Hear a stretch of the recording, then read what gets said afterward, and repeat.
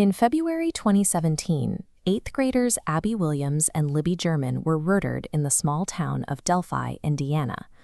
Within days, the public was introduced to the haunting bridge guy footage, a grainy video and a 3-word audio clip captured on Libby's phone just before the attack.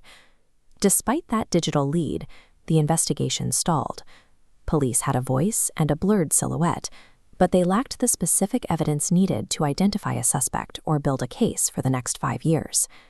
Prosecutors require more than a resemblance to secure a conviction. They need a physical anchor, something tangible that ties a specific individual to the square footage where the victims were found. While processing the scene off the Monon High Bridge Trail, investigators found a single object resting in the dirt. It was positioned directly between the bodies of the 2 girls. Investigators identified the object as an unspent .40 caliber hollow-point bullet.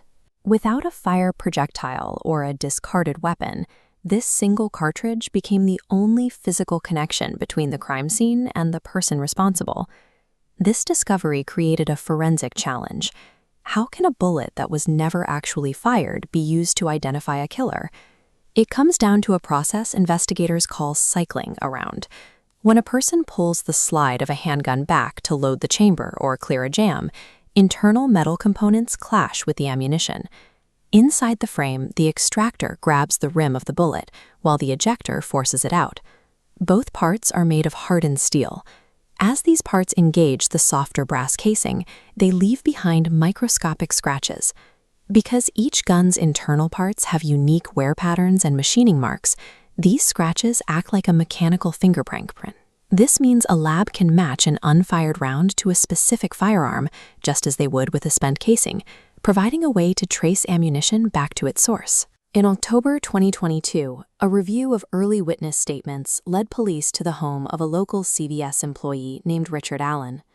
Investigators executed a search warrant at Allen's residence, looking for any items that might link him to the 2017 murders.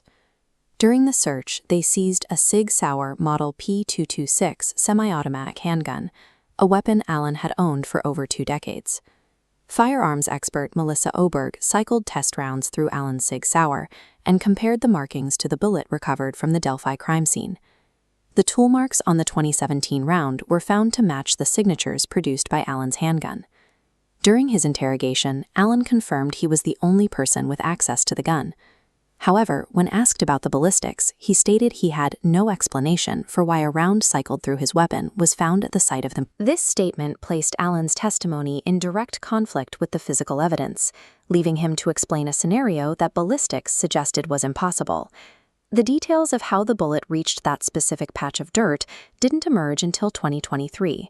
While in prison, awaiting trial, Allen began speaking with psychologist Dr. Monica Walana.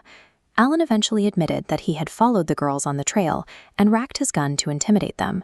That single mechanical action, intended to inspire fear, accidentally ejected the live round from his weapon and into the soil. In court, Allen's defense team worked to keep this evidence away from the jury, filing motions to suppress the results of the search and discrediting the reliability of the toolmark analysis. They also presented alternative theories, suggesting the girls were victims of a ritualistic killing by a group known as Odinists, hoping to provide the jury with a different explanation for the crime scene's layout. In November 2024, after 19 hours of deliberation, the jury rejected the alternative theories and found Richard Allen guilty on all counts. It is the central irony of the case. A man who brandished a weapon to assert control made a mechanical error that left behind the physical link investigators had been hunting for years.